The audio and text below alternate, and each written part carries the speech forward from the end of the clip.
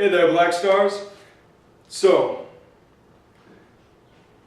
I want to demystify joint locks for you. Joint locking is really simple concept. Now, you watch jiu-jitsu competitions, and you watch wrestling, and you watch UFC and other MMA sports and whatnot, and it looks like they're doing a lot of complicated things. Well, in fact, they are, and it takes a lot of years of training and finesse to pull this stuff off as seamlessly as they do. But I want you to understand that there's something extremely simple, extremely demystifying about joint locking. You're moving a joint into the end range of motion and attempting to force it past. Now, you do so with leverage. You do so with anatomical positioning, places where it's easy to get it. You don't just wring and wrench until you tear something. I mean, that's one method of doing it, but this is why it takes years of training. There are certain positions that are more advantageous, more common than others that you can get people into fairly easily, that are more surefire. Generally speaking, you're going to try to attack the shoulders and elbows, you're going to try to attack the hips and the knees. You can do a little bit with ankles and wrists, but ankles and wrists tend to be slippery and require a bigger gift. If you don't know what the gift is, you're going to have to spend some time learning about it, but the idea is that for every position of strength you have, there's a good number of gifts available from that position as well for your opponent to take advantage of. But joint locking is not some crazy, complex, mystical thing that all of a sudden works or doesn't work based on some super secret martial arts tradition. It's just anatomy. Simple gooseneck. My wrist only bends so far. You try to bring it past that, and you start hitting my pain receptors. You start hitting my points of structural, limitation, and we start getting it into a position where it's not so tenable to maintain. It's a lot harder to do it on this side of it, but I assure you, you can break the wrist there too.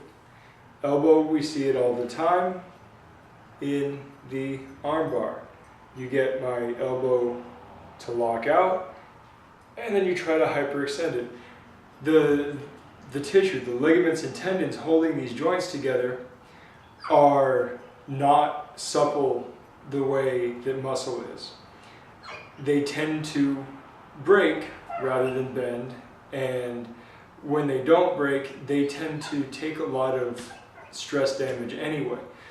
Joints are always a point of weakness. So you just have to learn how to move something into an end range. Kimura is a simple, it's a simple shoulder lock. All you do is you're getting my shoulder into this position, and then you're trying to rotate my shoulder the wrong direction. I can only go so far before I have to start bending with it. There are, of course, little tips and tricks to really maximize what's going on.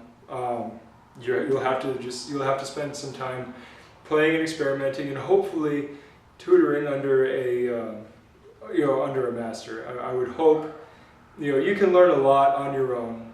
I mean, for goodness sake, Evan Tanner became a very competent grappler with he and his friends studying study-at-home tapes in their garage. You can learn this stuff on your own, as long as you have some kind of guidance and common sense. But it always helps and expedites the process when you have somebody who's knowledgeable and experienced to go with. So I would hope that you find a qualified coach, or at least an experienced friend. Make friends with a military combatives guy. The U.S. Army Combatives Jiu-Jitsu is fantastic jiu-jitsu. It's actually what I did. I hooked up with a couple of military guys and learned grappling from them. So, and that's not the end of the road by any means. I plan on pursuing it even further. I'm just really stuck on Wing Chun right now. I love Wing Chun. Anyway, so that's the idea. Just demystify the joint locks completely, move a joint into its end range of motion, and then apply torque or pull or push, compression, decompression. Do something to try to move it past its end range. And there you have a lock into potentially a break or a tear. Talk to you guys later. Good journey.